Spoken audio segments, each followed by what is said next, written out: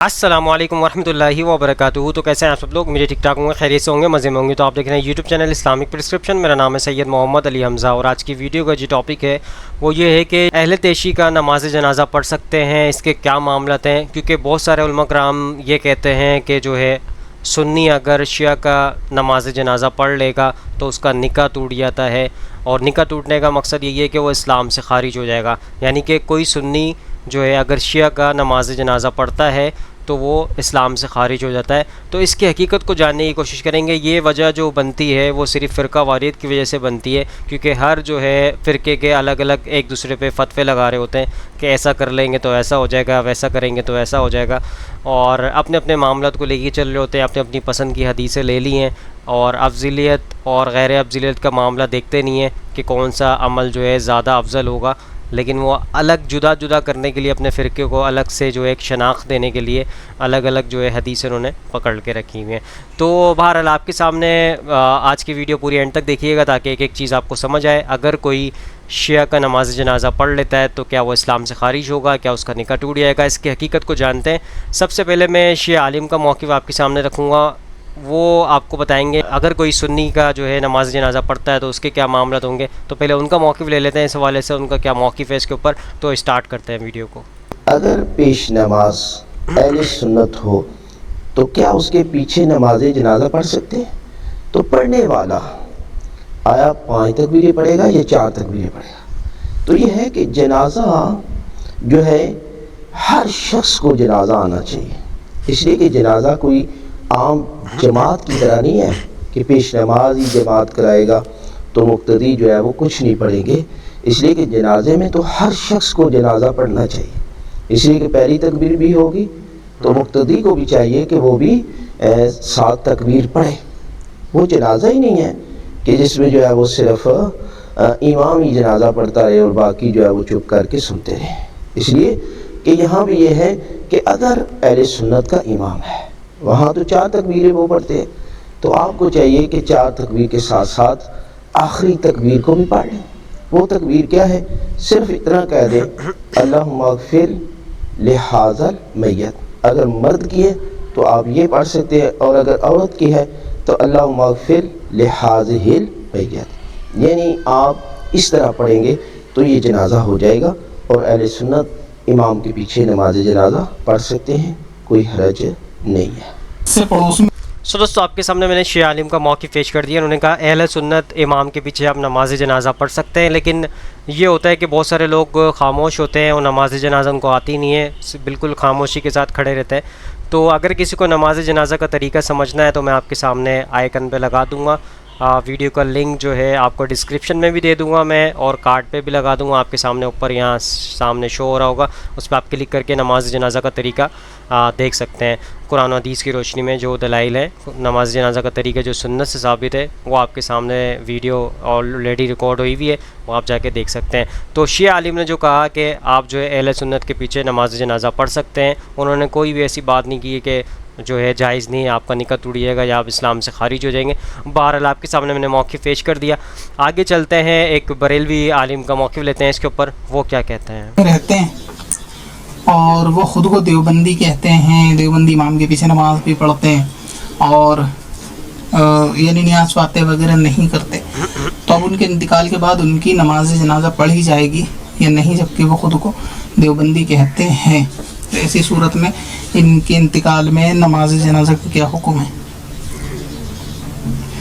لیکن سب سے پہلے تو ایسا شخص نہ کہ جو خود کو دیوبندی کہتا ہو کہ میں دیوبندی ہوں اور نیاز فاتحہ کرنا یہ جائز نہیں ہے، میلاد منانا جائز نہیں ہے، یعنی معمولات اہل سنت کو یہ حرام بھی کہتا ہے اور خود کو دیوبندی کہتا ہے، دیوبندی امام ہی کے پیچھے نماز بھی پڑھتا ہے، اور اس کو معلوم ہے کہ یہ نیاز وغیرہ جائز نہیں، اور ان چیزوں کو برا بھی تصور کرتا ہے، اور دیوبندی امام کو صحیح تصور کرتا ہے، تو ایسے شخص کو جو ہے یعنی مسلمان ہی سمجھا جائے گا۔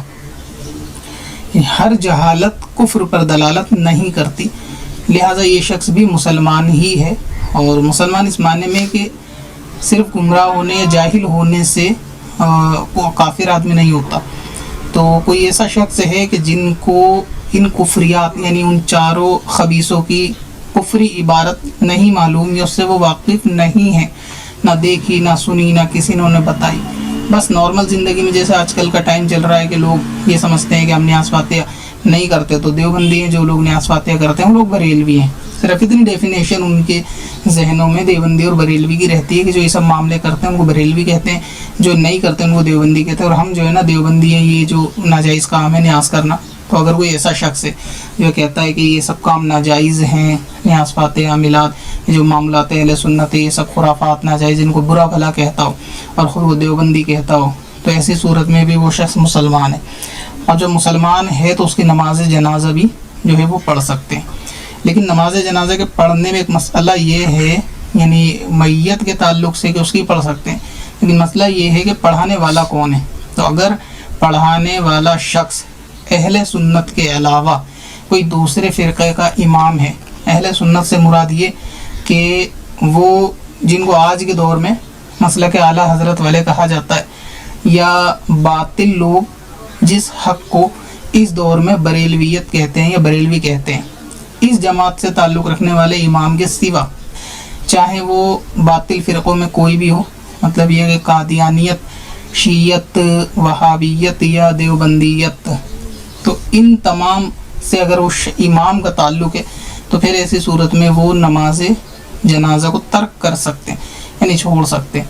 और इसका तर्क करना मैयत के एतबार से नहीं होगा बल्कि इमाम के एतबार से होगा कि अगर इमाम बद अक़ीदा या बद मज़हब हो तो उसके पीछे नमाज, हर किस्म की नमाज जायज़ नहीं है, चाहे वो नमाज जनाजा हो, नमाज ईदैन हो या फिर जुमा वगैरह हो, बद मज़हब के पीछे नमाज नहीं पढ़ी जा सकती। तो ये कि वो मुर्दा तो मुसलमान ही तसव्वुर किया जाएगा, मगर ये कि इमाम का ताल्लुक़ अगर हक़ जमात के साथ, अहले सुन्नत व जमाअत के साथ नहीं है, दूसरे किसी मज़हब बातिल फ़िरक़े के साथ है, तो फिर उसकी इक्तिदा में नमाज नहीं पढ़ सकते। सो दोस्तों, आपके सामने मैंने बरेलवी आलिम का मौक़िफ़ पेश कर दिया। उन्होंने कहा कि अगर किसी देवबंदी शख्स का जनाजा आ जाए तो आप उस जनाजे को पढ़ सकते हैं, लेकिन इमाम जो है आला हज़रत वाला, जो आला हज़रत जो जमात है, एक आला हज़रत वाली, जिनको जो है अहमद रज़ा ख़ान साहब की जो जमात है जिसको बरेलवी कहा जाता है, उस इमाम के पीछे ही आप जो है नमाज जनाजा पढ़ सकते हैं। बाकी कोई भी नमाज जो है अपने इमाम के अलावा आप जायज़ नहीं, क्योंकि बदअक़ीदा के पीछे नमाज नहीं होती। और ये इस पे भी फतवा देते हैं कि सऊदीया जाके, मक्के मदीने में भी जाके आप अपने जो है अलग से इमामत कराएंगे, उनके पीछे बदअक़ीदा के पीछे जो है आपकी जमात नहीं होती। इनके ऊपर बरेलवी हज़रात का इसके ऊपर भी फतवा मौजूद है। तो इनके मुताबिक ये है कि वो मुसलमान तो तसव्वुर किया जाएगा उस शख्स को, देवबंदी को, जो जिसका इंतकाल हुआ है, लेकिन इमाम जो नमाज़ पढ़ा रहा है वो बरेलवी होना चाहिए, तो ही आपकी नमाज़ दुरुस्त होगी, उसके अलावा नहीं होगी। आपके सामने उन्होंने मौक़िफ़ पेश कर दिया, लेकिन वो कहला रहा तो मुसलमान है, लेकिन मुसलमान कहला रहा है फिर भी उसके पीछे जो है आप नमाज़ नहीं पढ़ सकते। बहरहाल आपके सामने मैंने मौक़िफ़ पेश कर दिया, आप ख़ुद को वेरीफाई कर सकते हैं इसके ऊपर। आपके सामने मकसद मेरा ये होता है कि मामला आपके सामने रख दूँ, बाकी आप खुद ही इस पर रिसर्च करें जो भी मामला हैं। आगे चलते हैं, मक्की अली जाजी साहब का मौक़िफ़ लेते हैं इस हवाले से, वो क्या कहते हैं। लोग शिया का जनाजा पढ़ते हैं, उनका निकाह भी बनाए जाते हैं। हाँ, निकाह तो रह जाता है, लेकिन बेहतर है कि न पढ़ा कर। उसकी वजह यह है कि शिया कई किस्म के हैं, क्या पता जिस लोग ने जनाजा पढ़ा है वो कौन है, कैसा शिया है। कट्टर शिया है, आधा शिया है, पक्का शिया है, सब्बी शिया है, गाली शिया है, वो क्या बना है, इसलिए बेहतर है कि पढ़ो ही नहीं। एक मौलवी साहब थे, मेरे दोस्त थे, अल्लाह वाला मुद्दत हो गई, मुलाकात ही नहीं हुई। वो कहने लगा, मक्की साहब मेरे साथ अजीब तमाशा हुआ कि मैं एक शिया के जनाजे में फंस गया। वो इलाके का बहुत बड़ा ज़मींदार था, और अगर मैं जनाजे में शरीक ना होता तो फिर वो पूरी उसकी जो बिरादरी है वो मेरी मुखालिफ हो जाती। फिर मैंने कहा क्या किया, उन्होंने कहा मैं जाके बगैर वजू खड़ा हो गया, और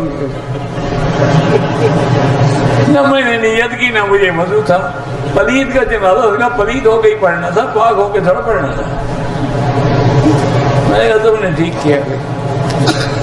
वो बड़े हंसाते थे, बहुत अच्छे आदमी थे, अल्लाह उनकी जिंदा है तो सीहत दे, और फौत हो गए तो दर्जात बुलंद करे। इन्ना लिल्लाहि व इन्ना इलैहि राजिऊन। तो आपने मक्की अली जाजी साहब का मौक़िफ़ सुन लिया इस हवाले से, انہوں نے کہا پلیت کا جنازہ تھا اور پلیت ہو کے انہوں نے پڑھا، ایک شخص کے بارے میں وہ بتا رہے تھے، ان کا دوست تھا.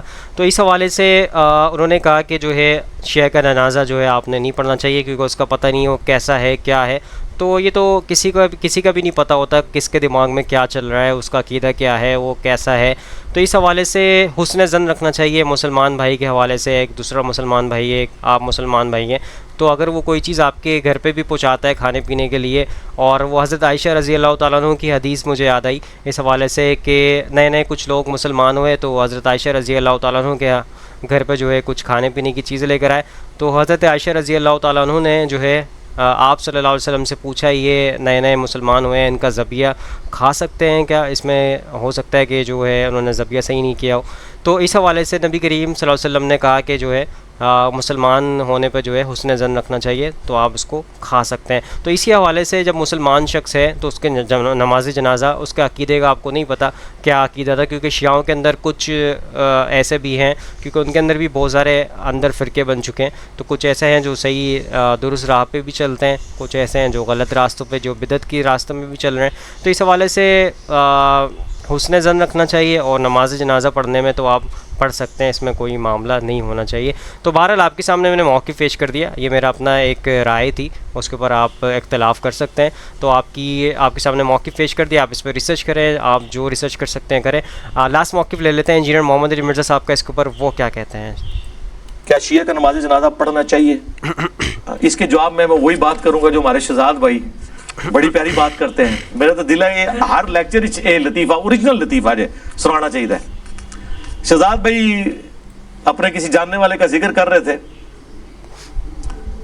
وہ غالباً کراچی گئے اور وہ شیعہ تھے بھائی، انہوں نے کبھی سنیوں کی مسجد میں نماز نہیں پڑھی تھی. لہٰذا جس نے سنیوں کی مسجد میں نماز نہ پڑھی ہو اور وہ کو 65 ماڈل شیعہ ہو پرانے زمانے کا جو سوشل میڈیا بھی نہ یوز کرتا ہو، اس کو یہ پتہ ہی نہیں ہوگا کہ سنی ہاتھ باندھ کے نماز پڑھتے ہیں، یا ایٹ لیسٹ پتہ ہوگا تو دیکھا نہیں ہوگا. اس نے ہمیشہ ہاتھ کھول کے نماز پڑھتے ہوئے دیکھا.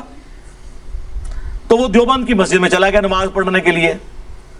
نماز جب پڑھ کے فارغ ہوا تو کافی سارے دیوبندی لوگوں نے، اور وہ مسجد بھی تھی ایک کلعدم تنظیم کی، وہ آ کے بڑی بڑی داڑھیوں والے زلفوں والے آ کے بیٹھ گئے اس کو گھیر کے. سلام پھیر کے جب وہ فارغ ہوا، وہ سلام ایسے سامنے سے پھیرتے ہیں، یہ بھی ٹھیک ہے، اس کا بھی جواز موجود ہے. تو انہوں نے کہا کہ تو نماز کس طرح پڑھ رہے ہیں بھائی، تو نماز کس طرح پڑھ رہا تھا؟ اس نے کہا میں بھی آپ سے یہی پوچھنے والا تھا کہ آپ کس طرح نماز پڑھ رہے ہو. صدقے. اس نے کہا اچھا ہوا آپ نے پوچھ لی ہے، مجھے بھی یہ کنفیوژن ہوئی تھی کہ آپ کس طریقے سے نماز پڑھ رہے ہیں. تو یہی بات ہے، کیا شیعہ کا جنازہ پڑھنا جائز ہے؟ دوسری پرچی آئے گی کہ کیا دیوبندی کا نماز جنازہ پڑھنا جائز ہے، کیا بریلوی کا نماز جنازہ پڑھنا جائز ہے. بھائی نماز جنازہ ہر مسلمان کلمہ گو اہل قبلہ کا جائز ہے، ٹھیک ہے، آپ نماز جنازہ پڑھیں. ورنہ پھر میں تلخ بات کروں گا کہ شیعہ تو علی ولی اللہ کہتے ہیں نا، جس سے ہمیں کوئی اختلاف نہیں ہے سوائے اس کے کہ کلمے کے ساتھ ایڈ نہ کریں. ویسے آپ کہیں ابو بکر ولی اللہ، عمر ولی اللہ، عثمان ولی اللہ، علی ولی اللہ، علی نبی اللہ تو نہیں کہہ رہے نا، وہ تو کہتے ہی محمد اور آل محمد ہیں. انہوں نے کبھی آل علی بھی نہیں کہا، آل محمد کہتے ہیں صلی اللہ علیہ وسلم. وہ تو رسول اللہ کی نسبت سے بات کرتے ہیں. لیکن آپ کے بزرگ وہ ہیں جنہوں نے اشلوی تھانوی رسول اللہ اور چشتی رسول اللہ کو انڈورس کیا ہوا ہے، آج تک دفاع کر رہے ہیں. تو اب مجھے بتائیں، ایک ڈائریکٹ رسول کہہ رہا ہے اور ایک رسول کا خادم مانتے ہوئے اسے ولی اللہ کہہ رہا ہے، تو زمین و آسمان کا فرق ہے. پوچھنا تو آپ کو یہ چاہیے کہ جو چشتی رسول اللہ چھاپ رہے ہیں، اشلوی تھانوی رسول اللہ کو دفاع کر رہے ہیں، ان کا جنازہ پڑھنا چاہیے کہ نہیں. یہ بھی کبھی پرچی آ جائے نا. ہم کہتے ہیں ساروں کا جنازہ پڑھیں، علمی طریقے سے ان کی غلطی ان پہ ہائی لائٹ کریں. دوستو سارے علماء کرام کو موقف آپ کے سامنے پیش کر دیا. اس کا مقصد یہ ہوتا ہے اس کے ذریعے حق بات تک بآسانی آپ پہنچ سکیں. تو خلاصہ کلام یہی ہے کہ سارے علماء کرام کی آپ رائے سننے کے بعد آپ کو لگتا ہے کہ اور حدیثوں کا اگر آپ مد نظر قرآن و حدیث کی روشنی میں دیکھیں گے تو حسن ظن رکھنا چاہیے. مسلمان بھائی ہے تو اس کے ہر جو ہے کسی بھی فرقے سے تعلق رکھتا ہو آپ اس کی نماز جنازہ میں شریک ہو سکتے ہیں. تو آئی ہوپ آج کی ویڈیو آپ سب کو سمجھ آئی ہوگی, پسند آئی ہوگی. اس ویڈیو کو زیادہ سے زیادہ لوگوں تک شیئر کریں تاکہ حق بات لوگوں تک پہنچے اور آپ بھی صدقہ جاری میں شامل ہو جائیں. اور ہمارے فیس بک پیج کو بھی سپورٹ کریں, وہاں پہ بھی ویڈیوز اپڈیٹ ہوتی ہیں. وہاں پہ بھی جا کے میں ڈسکرپشن میں لنک اویلیبل ہے, وہاں پہ جا کے آپ کلک کر سکتے ہیں تاکہ وہاں پہ بھی ویڈیوز اپڈیٹ ہوں, زیادہ سے زیادہ لوگوں تک پہنچے. تو اس میں بھی سپورٹ کریں. اور دوسرا ہمارے یوٹیوب چینل کو بھی سبسکرائب کر لیں اور بیل آئکن کو کلک کر لیں, جو بھی اپڈیٹ ہوگی نوٹیفیکیشن آپ تک پہنچ جائے گا. انشاءاللہ نیکسٹ ویڈیو میں ملاقات ہوگی. یہاں پہ دیجیے اجازت. دعا میں یاد رکھیے گا, اپنا خیال رکھیے گا. اللہ حافظ, فی امان اللہ. اے خدا جس نے کی جستجو مل گیا اس کا تو سب کا تو